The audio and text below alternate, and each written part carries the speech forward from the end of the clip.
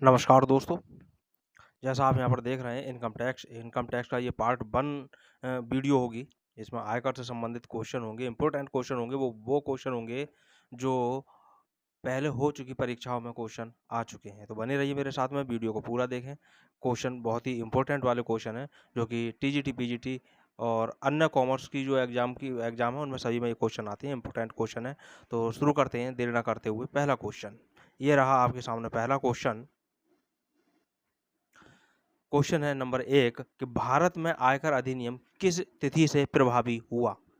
यहाँ प्रभावी होने की बात यहाँ चल रही है, तो आयकर जो अधिनियम है उसको 1961 बोला जाता है अधिनियम को।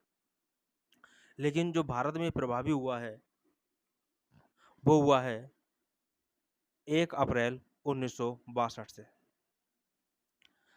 आयकर अधिनियम को, भारत के आयकर अधिनियम को 1961 साथ में जोड़ कर के बोला जाता है। यानी जो इसमें से ये भी प्रश्न बन जाता है कि भारत में आयकर अधिनियम किस वर्ष पारित हुआ? अगर पारित होने की बात आ जाती है, तो ये पारित जो हुआ था 1961 में ये पारित हुआ था और लागू 1962 में हुआ था 1 अप्रैल 1962 को। चलते हैं अगले क्वेश्चन की ओर। किसी राजनीतिक दल द्वारा धारित गृह संपत्ति, अब ऑप्शन में है, पूर्णतः कर योग्य होती है, आंशिक रूप से कर योग्य होती है, वार्षिक मूल्य के 50% की छूट अनुमन्य होती है या पूर्णतः कर मुक्त होती है। तो राजनीतिक दल द्वारा जो धारित गृह संपत्ति होती है वो पूर्णतः कर मुक्त होती है। इसका राइट ऑप्शन जो होगा वो हमारा फोर्थ होगा। अगर आवाज़ कम आ रही तो ईयरफोन या हेडफोन का आप यूज कर सकते हैं, जिससे आवाज़ आप तक बिल्कुल सही पहुंच सके। अगला क्वेश्चन हमारे पास है, कर प्रबंधन किया जाता है, कर प्रबंधन किया जाता है या कर प्रबंध किया जाता है कर नियोजन से पूर्व, कर नियोजन के बाद, कर नियोजन के बीच या कभी नहीं? तो इसका राइट आंसर है कर नियोजन से पूर्व, यानी पहला ऑप्शन जो है वो हमारा राइट होगा। अगला क्वेश्चन हमारे पास है, निम्न में से कौन सा प्रत्यक्ष कर नहीं है? क्वेश्चन है प्रत्यक्ष कर नहीं है। ऑप्शन में दे रखा है आयकर, धन कर, उपहार कर और उत्पादन कर। तो यहाँ जो राइट आंसर, पहले इसके बारे में हमें ये मालूम होना चाहिए कि प्रत्यक्ष कर और अप्रत्यक्ष कर ये आखिर होते क्या है। तो प्रत्यक्ष कर और अप्रत्यक्ष कर की यहाँ पर बात चल रही है।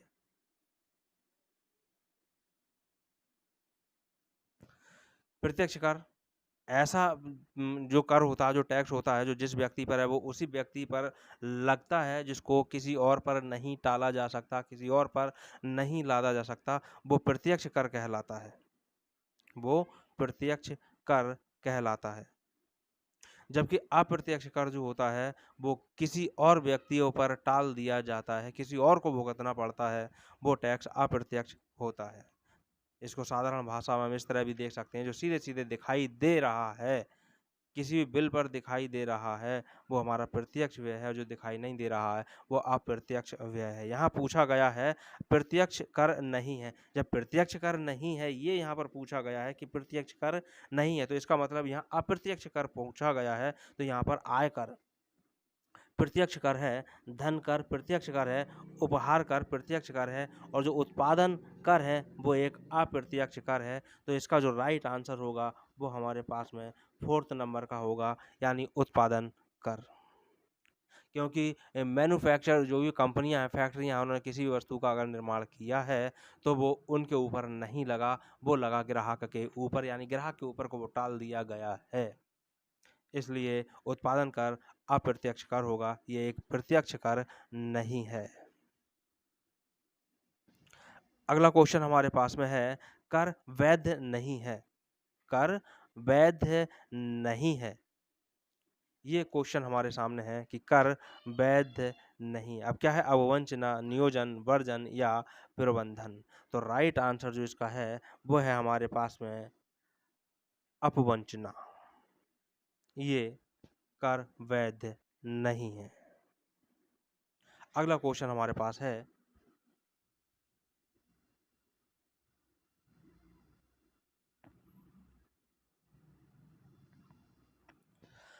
क्वेश्चन नंबर 6, आयकर अधिनियम द्वारा परिभाषित शब्दावलियों के अनुसार वर्ष जिसमें आय अर्जित की जाती है, यहाँ पहले देखें, पहले एक ही में 2 क्वेश्चन है, जिसमें आय अर्जित की जाती है को कहा जाता है, क्या कहा जाता है वो देखेंगे, और वर्ष जिसमें आय कर योग्य होती है कहा जाता है। अब यहाँ पर हमारे पास ऑप्शन में दे रखे हैं पिछला वर्ष और निर्धारण वर्ष, यानी जो हमारे पास ये खाली जगह यहाँ पर दे रखी है, इनमें क्या-क्या आना है, तो 2 शब्द इनमें आने हैं, पिछला वर्ष और निर्धारण वर्ष। दूसरा ऑप्शन है निर्धारण वर्ष, पिछला वर्ष, और तीसरा है पिछला वर्ष कर योग्य वर्ष, चौथा ऑप्शन है वित्तीय वर्ष और निर्धारण वर्ष। यहाँ हमारे पास में जो आना है इसमें वो क्या आना है? भई यहाँ पर क्वेश्चन को फिर एक बार देखें, वर्ष जिसमें आय अर्जित की जाती है उसको पिछला वर्ष कहा जाता है, क्योंकि जो भी टैक्स लगता है वो पिछले वर्ष पर टैक्स लगता है। तो पिछला वर्ष हमारे पास में यहाँ पर 2 ऑप्शन में दिखाई दे रहा है, यहाँ भी दिखाई दे रहा है और यहाँ भी दिखाई दे रहा है। अब दूसरे ऑप्शन में हमें क्या आएगा, अब ये तो पता चल गया कि दूसरा हमारे पास में नहीं है और चौथा भी हमारे पास नहीं होगा, पहले और तीसरे में से हमारे पास में ऑप्शन में आएगा। अब आगे इसमें बात आ जाती है वर्ष जिसमें आय कर योग्य होती है, वर्ष जिसमें आय कर योग्य होती है। तो भाई कर निर्धारण वर्ष में ही कर योग्य आय होती है, तो इसका मतलब निर्धारण वर्ष यानी पहला ऑप्शन ही हमारे पास होगा, तीसरा ऑप्शन भी इसका राइट नहीं होगा, यानी पहला ऑप्शन हमारे पास में राइट हो जाता है। अगले क्वेश्चन की ओर बढ़ रहे हैं। क्वेश्चन है आयकर अधिनियम की धारा 288 के अनुसार कर योग्य आय को किसके निकटतम गुणज में पूर्णांकित किया जाता है? पैसे से मिलकर, ऑप्शन है पैसे से मिलकर बने 1 रुपए के हिस्से के लिए 1 रुपया, या निकटतम विभाज्य संख्या के लिए 5 रुपए, या निकटतम विभाज्य संख्या के लिए 10 रुपए, या निकटतम विभाज्य संख्या के लिए 50 रुपए। यहाँ पर राइट आंसर जो हमारा होगा वो राइट आंसर होगा तीसरा, यानी निकटतम विभाज्य संख्या के लिए 10 रुपए तक। अगले क्वेश्चन की ओर बढ़ रहे हैं।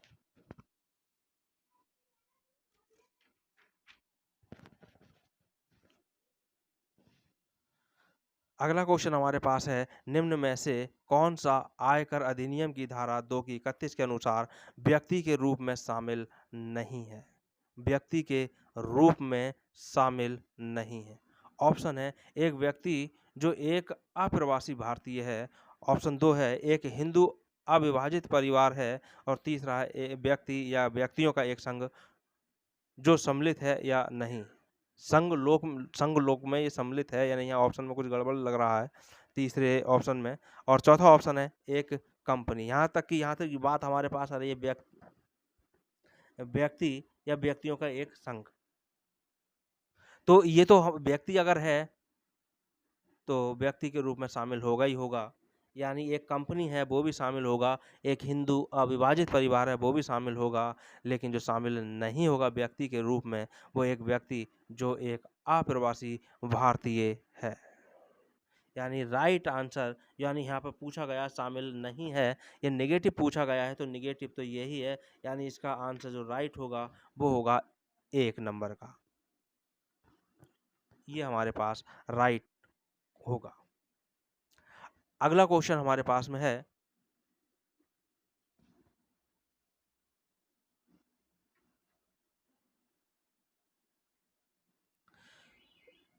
एक साधारणतः निवासी वह है जो पालन करता है। भाई पालन करता है, इसमें कौन-कौन सा आंसर तो आपने देख ही लिया है, स्क्रॉल करते हुए ऊपर आ गया था। बुनियादी और अतिरिक्त शर्तों का, केवल बुनियादी शर्तों का, केवल अतिरिक्त शर्तों का, या इनमें से कोई नहीं। तो भाई साधारणतः निवासी वह व्यक्ति होता है जो बुनियादी और अतिरिक्त दोनों शर्तों का पालन करता हो। अगला क्वेश्चन हमारे पास आता है भारत में आयकर अधिनियम कब पारित हुआ? मैंने शुरू में ही बताया था, यहाँ बात आ रही है पारित होने की, और पहला जो क्वेश्चन था वो था लागू कब हुआ था। तो यहाँ पारित जो हुआ वो हुआ 1961 में और लागू हुआ 1962 में। यहाँ पारित की बात पूछी गई है, इंपॉर्टेंट क्वेश्चन है, बहुत एग्जाम में पूछा जाता है। अगला क्वेश्चन हमारे पास में है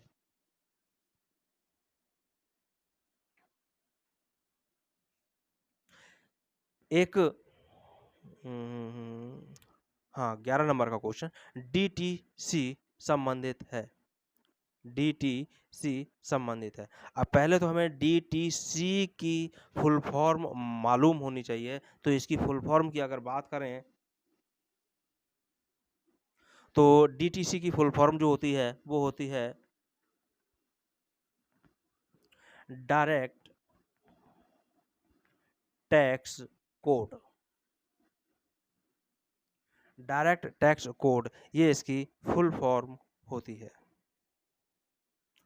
अगर इसकी आगे बात करें तो ये प्रत्यक्ष कर कानून यानी डायरेक्ट टैक्स का जो लॉ है वह है जो व्यक्तियों, कंपनियों और अन्य संस्थाओं के प्रत्यक्ष आय पर कराधान के लिए आयकर अधिनियम 1961 को दृढ़ता से इसमें प्रदान करता है, जिसका राइट आंसर हमारे पास में होगा। यानी कृषि से संबंधित नहीं है, पेपर से संबंधित नहीं है, बैंक से संबंधित नहीं है, काय से संबंधित है। यहाँ पर आप देख सकते हैं इसकी फुल फॉर्म में अभी टैक्स यहाँ पर आया है। जब टैक्स यहाँ पर आया है तो राइट आंसर इसका होगा टैक्स यानी कि कर। पहला ऑप्शन यहाँ पर राइट होगा। अगला क्वेश्चन हमारे पास में बनता है, वेतन से आय किस आय को शामिल करता है? वेतन से आय किस आय को शामिल करता है? तो राइट आंसर हमारे पास में यहाँ पर होगा वेतन। वेतन, वेतन से आय में शामिल होगा ही होगा। भत्ते हैं ये भी शामिल होंगे, अनुलाभ हैं ये भी शामिल होते हैं। सब चीज़ों का गठजोड़ करने के बाद ही टैक्स लगाया जाता है वेतन पर। अब इसके मायने में यहाँ पर हमारे पास ऑप्शन ये भी बनता है ये सभी, तो सही राइट आंसर हमारा होगा फोर्थ, ये सभी। अगले क्वेश्चन की ओर बढ़ रहे हैं और अगला क्वेश्चन हमारा कहता है, आयकर एक कर है। आयकर एक कर है। अब ये एकल कर है, प्रत्यक्ष कर है, विक्रय कर है या अप्रत्यक्ष कर है? तो अभी पीछे भी एक ऑप्शन में हिंट्स में बताया था कि ये एक प्रत्यक्ष कर है। कि एक क्वेश्चन में पूछा था अप्रत्यक्ष यानी प्रत्यक्ष कर नहीं है, उसमें बताया था कि ये एक प्रत्यक्ष कर है आयकर। तो राइट आंसर इसका 2 हो जाएगा। अगले क्वेश्चन की ओर बढ़ रहे हैं। अगला क्वेश्चन हमारे पास, एडीईएन नियम 1953 निम्न में किससे संबंधित है? ये किससे संबंधित है? तो यहाँ ये दोहरा कराधान राहत की यहाँ पर बात चलती है। ऑप्शन में है कर राहत, आवासीय स्थिति, दोहरा कराधान राहत, या चौथा ऑप्शन है कॉर्पोरेट। कॉर्पोरेट ये शब्द होगा, कॉर्पोरेट संस्था का मूल्यांकन। राइट आंसर यहाँ पर होगा दोहरा कराधान राहत, जिसको शॉर्ट में एडीईएन इसको बोला जाता है। और इसका जो नियमन है 1953 है। इसकी ये जो अधिसूचना जारी हुई थी वो 1953 में जारी हुई थी, इसलिए इसमें इस सन को भी जोड़ दिया गया। 1953 ही इसको साथ में बोला जाता है। अगला क्वेश्चन हमारे पास में आता है,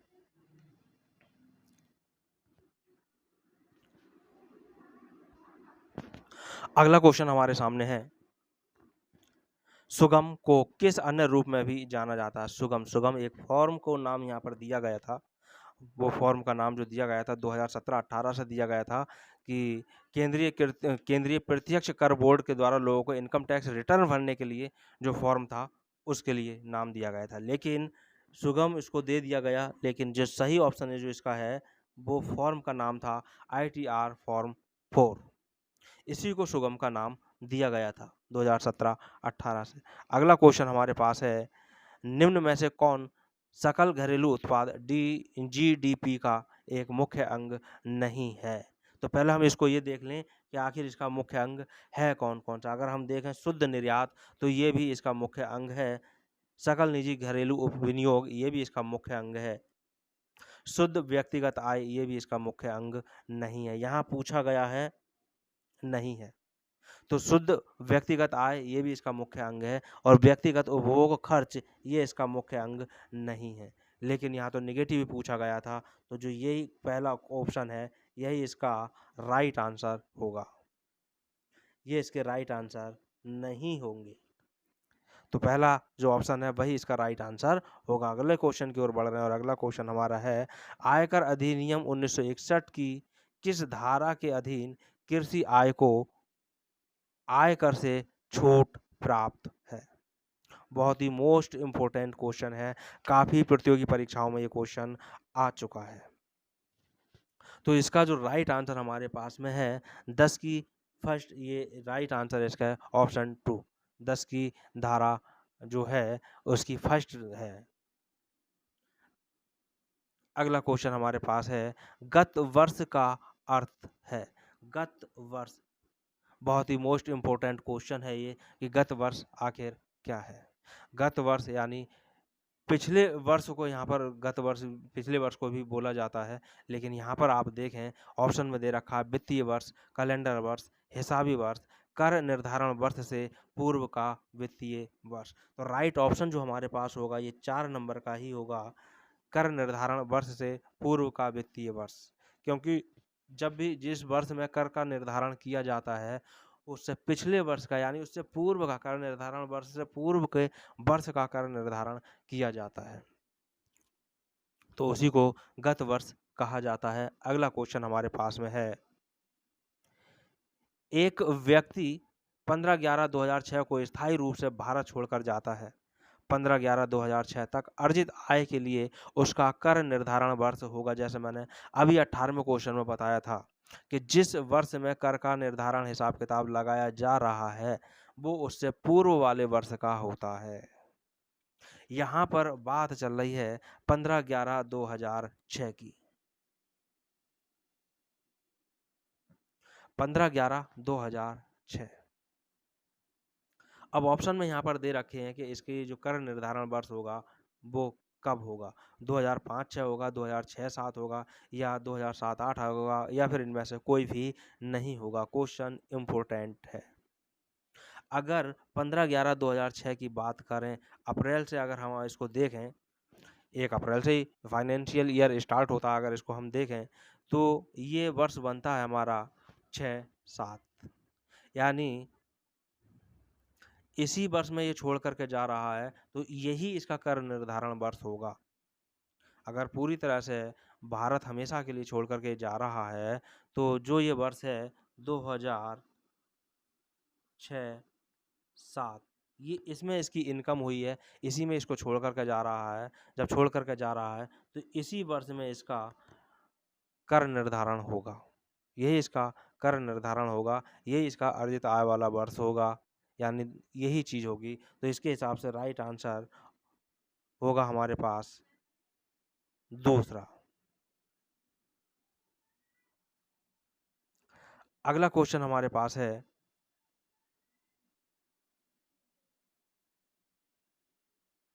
निम्न में से कौन एक प्रत्यक्ष कर नहीं है? निम्न में से एक प्रत्यक्ष कर नहीं है। तो वही पहले हम ये देख लेते हैं प्रत्यक्ष कर आखिर है कौन-कौन सा। आयकर प्रत्यक्ष है, संपत्ति कर प्रत्यक्ष है, व्यय कर प्रत्यक्ष है। जो नहीं है वो है हमारे पास मनोरंजन कर, और यहाँ पर यही पूछा है नहीं, तो ये सब हमारे गलत हो जाएंगे और राइट आंसर जो होगा वो तीसरा मनोरंजन कर होगा। एक क्वेश्चन में अभी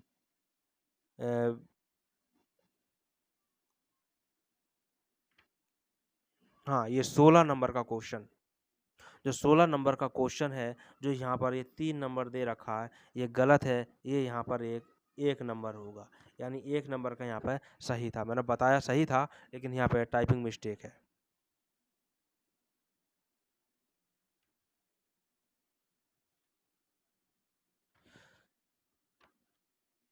तो इस तरह से ये हमारे पास 20 क्वेश्चन हो गए, जो कि बहुत ही मोस्ट इम्पोर्टेंट क्वेश्चन है। बाकी मिलेंगे अगली वीडियो में।